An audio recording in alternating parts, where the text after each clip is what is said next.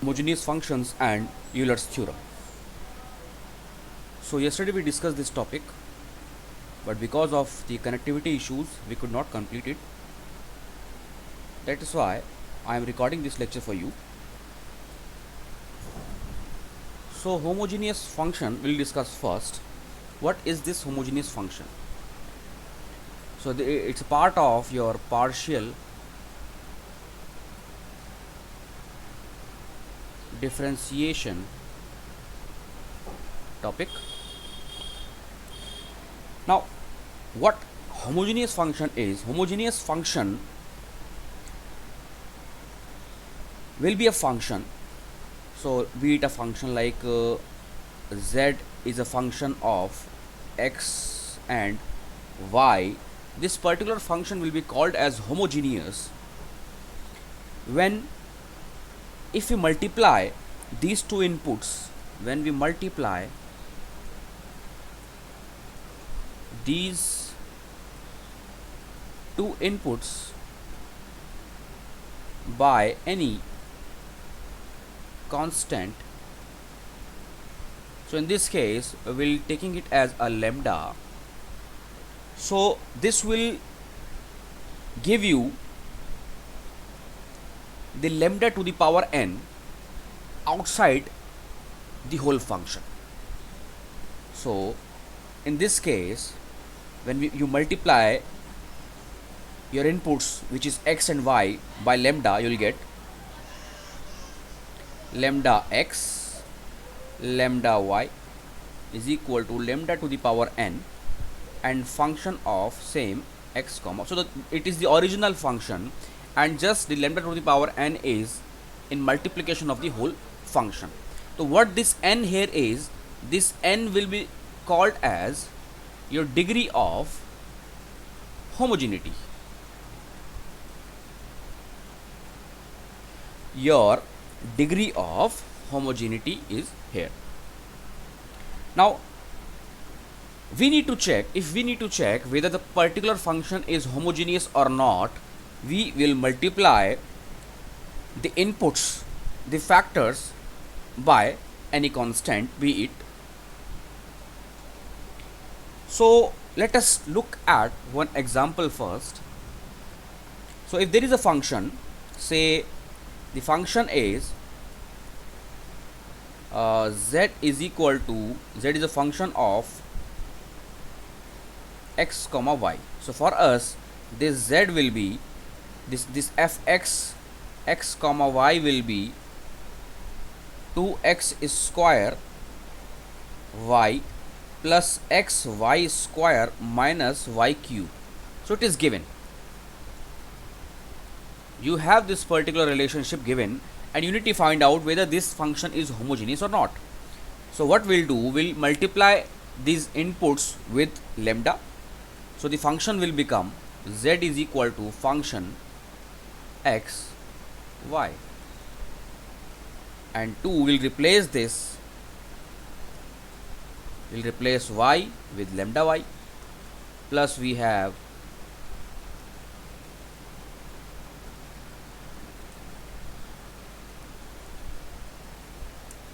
you will find when we solve this, this is your lambda cube x square y plus lambda cube x y square minus lambda cube y cube, and you can take this lambda cube as common outside, and it will be again the original function from where we started. So this can be rewritten as lambda cube f x comma y. So now this 3 is the your degree of homogeneity. Why I am stressing on this degree of homogeneity? Because in the coming cases you will see the use of this degree of homogeneity. Again, next point is to determine the degree of homogeneity by just having a look of the function. So we see that a polynomial function in two variables x and y is homogeneous if the degree of each term in the polynomial is same. So we have to look at the degree of the polynomial and we'll be easily able to determine the degree of homogeneity. So let us have a look at this example. If z is a function of xy, where x cube plus y cube x minus y, so the degree of homogeneity is the common degree of each term. So polynomial function in two variables contain only one term which is homogeneous. It's always homogeneous. So you see that here the degree is 3 and 3, but it is getting divided by the common degree 1. So we can easily say that here the degree of homogeneity is 2, and we can cross verify this. How? Again, you just put lambda x in place of x and lambda y in place of y. So we'll get here is lambda x cube plus lambda y cube divided by lambda x minus lambda y. So here you will see that this lambda cube is coming outside of this and your function is again the same, the original function from where you started.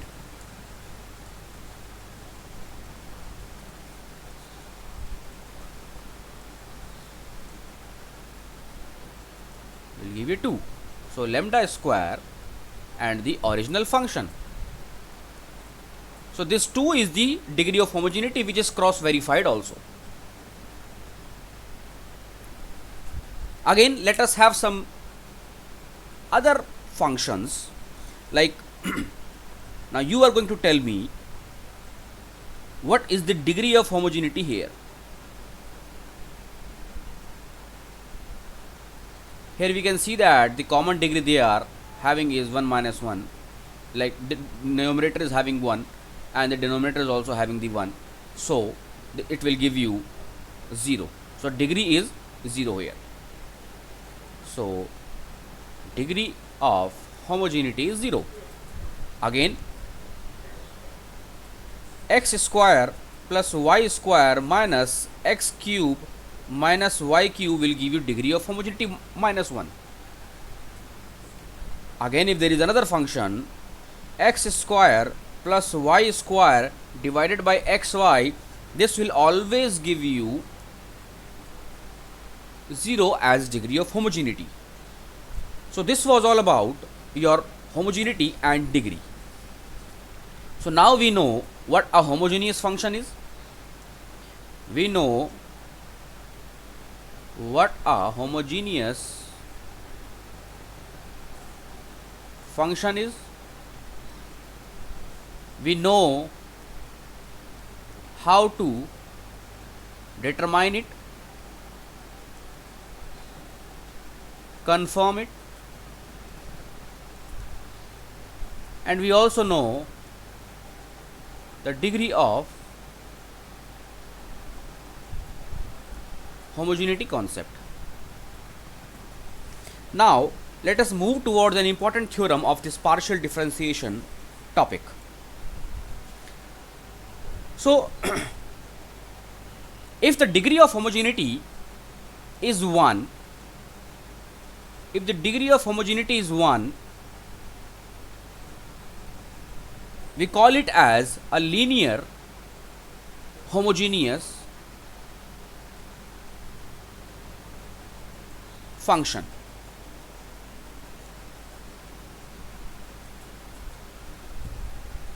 Next topic in this line is your Euler's theorem.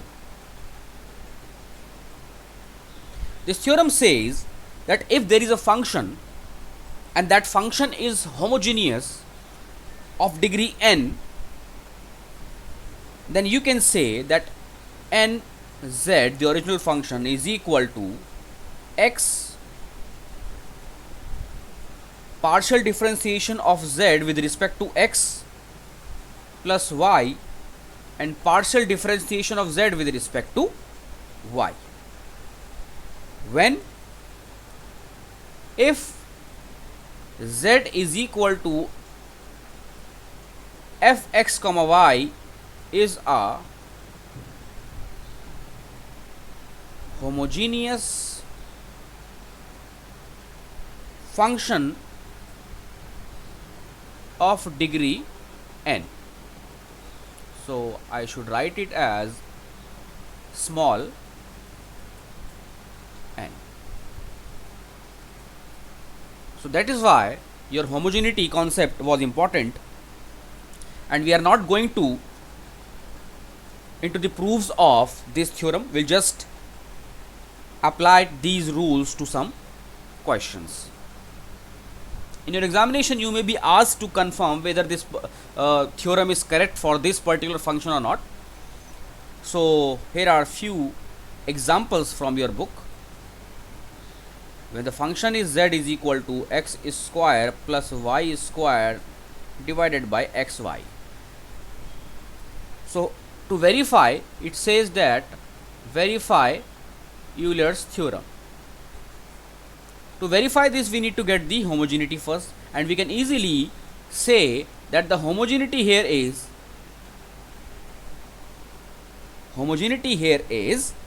0. So now, as per the Euler's theorem, x multiplied with partial differentiation of z with respect to x plus y multiplied to partial differentiation of z with respect to y should give you n into z. When your n is 0, this function becomes 0. So we need to confirm whether this plus this leads you to 0 or not. So when we differentiate this z with respect to x, what we get? It's on you. I have already taught you how to differentiate, how to partially differentiate a function. So you'll be easily doing this following the previous principles. And I suggest that there are some other questions which you can also attempt looking at the previous principles of partial differentiation. So z, here you are going to apply the quotient rule, right? Okay, so z is equal to ax square plus 2h x y plus b y square. So you can easily see the degree here is homogeneity degree is 2. So the degree of homogeneity is 2, and now you can move on, apply the Euler's theorem to check it. Next, we'll move on with this.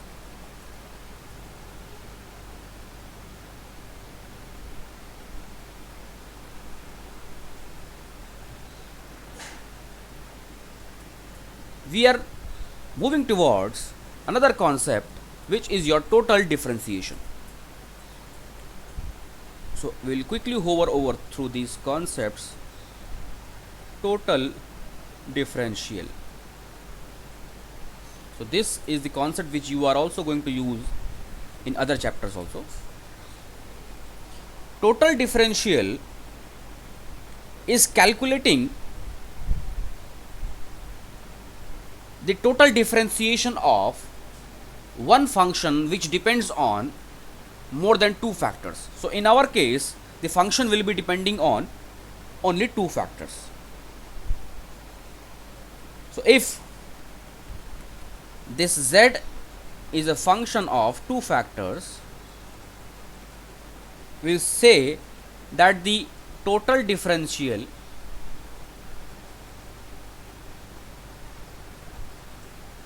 total differential of z will be dz is equal to partial differentiation of z with respect to x dx plus partial differentiation of z with respect to y dy, and this can also be interpreted as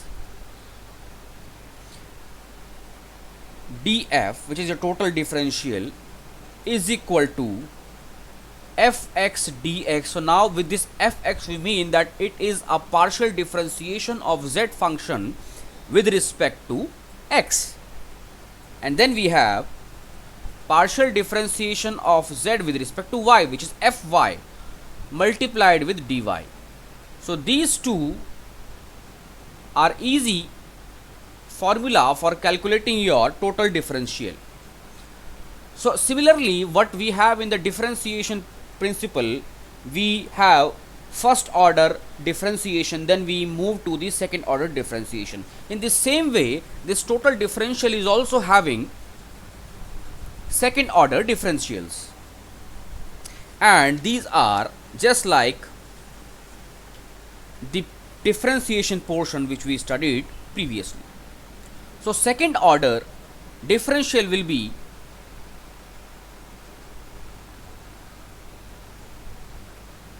second order total differential. I should write it as not only second order total differentials of the function. How? So this will be d square z. So I moving just a bit upward so that you can compare. D square z, which is second order total differential of z function, will be fxx, which means the second order partial differentiation of z with respect to x dx square,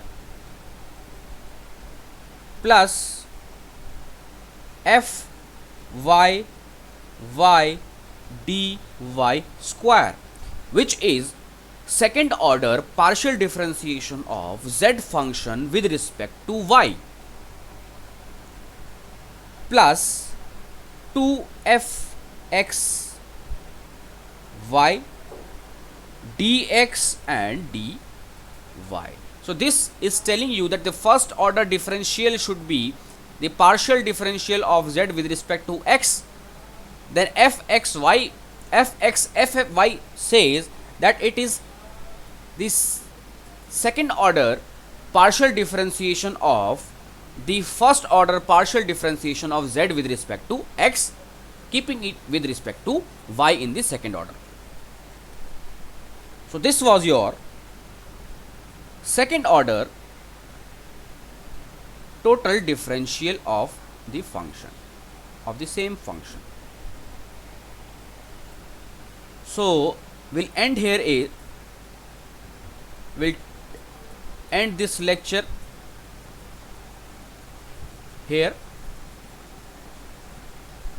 I tried to keep it short so that you can understand the concept first. I'll be sharing another video by today itself, which will be discussing the maxima and minima of function of two variables. So I am trying to make shorter videos so that you can look at the concepts in a crisp and capsule manner. Thank you.